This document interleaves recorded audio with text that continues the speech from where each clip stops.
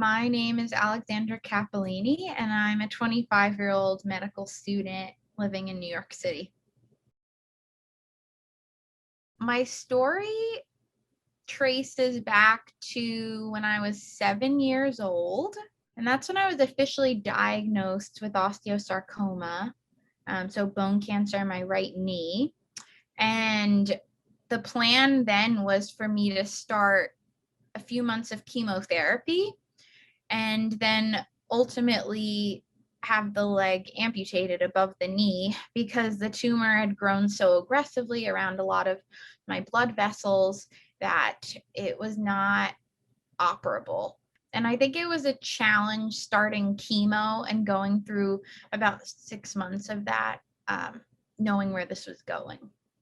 After the amputation, I still stayed at Sloan because I had more months of chemo left. But that's when I started going to PT a little bit more often and thinking more about getting a prosthetic.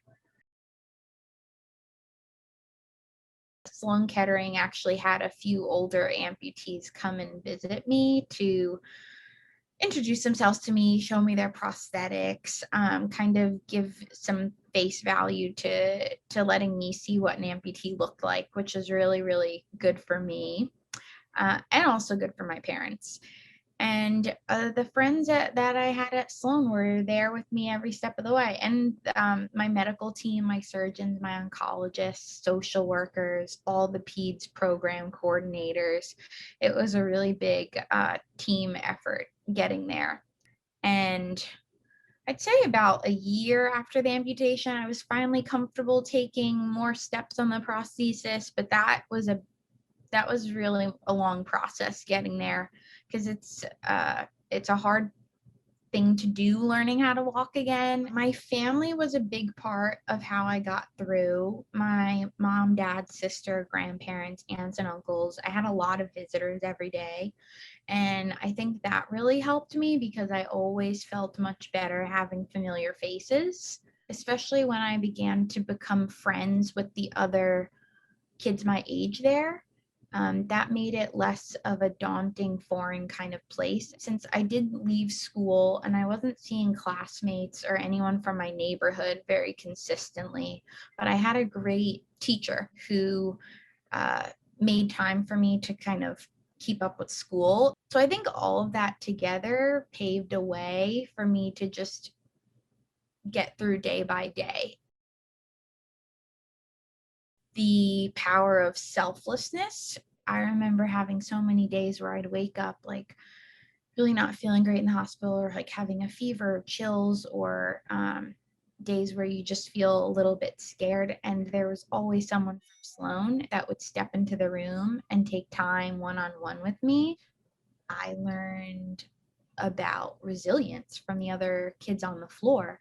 There was very much this culture among the kids that they were going to live and pack as much as they could into every day, and they made it work. I mean, I saw kids on the floor that would wake up feeling terrible on chemo, throwing up all morning, but if there was an opportunity that came up to go to the park that day with other kids on the floor, they would literally bring the bag with them and just do whatever they had to do to get outside. After spending so much time being around that, by the time I left Sloan, I kind of left with the same appreciation for this. Whatever day comes is what I make of it. Lean on those around you when you need, and to be open and honest about when you need help and when you're scared and when you're nervous, and trust the people around you to be by your side, because it was a game changer for me being able to say out loud how I actually felt every day, and trusting my support system to be by my side and be there when I needed them. And so I think another key there is to be flexible with yourself and really patient and kind with yourself, and to also know that every day is another chance to reset how you're thinking through your experience there. You know, there are rough and bad days where you want to stay in bed, and when you're not really seeing the positive sides of the day, um, And I think that's okay, because every morning you wake up, you can reset and give it another try.